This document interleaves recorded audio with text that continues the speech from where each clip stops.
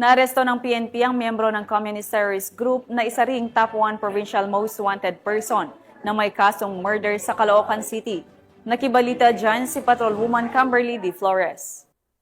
Ng mga autoridad ang nakatalagang top 1 provincial most wanted person na CTG member na may kasong murder matapos mahuli sa Barangay 76 Monumento, Caloocan City. Naresto ang akusado bandang alas 11:30 ng tanghali ng mga tauhan ng 2nd Northern Samar Provincial Mobile Force Company kasama ang 32nd Special Action Company 3rd Special Action Battalion PNP SAF, Quezon City Police District, Northern Samar Provincial Intelligence Unit at Criminal Investigation and Detection Unit sa bisa ng warrant of arrest para sa kasong murder na walang inirekomendang piyansa. Ang akusado ay dinala sa CIDU Camp Karingal, Quezon City Police District para sa kukulang dokumentasyon at tamang disposisyon. Ang matagumpay na pagkakaaresto sa akusado ay patunay lamang na epektibo ang pagpapatupad ng pambansang pulisya sa kanilang sinumpaang tungkulin na maghatid ng serbisyo publiko para sa mas payapa, ligtas at maunlad na bagong Pilipinas.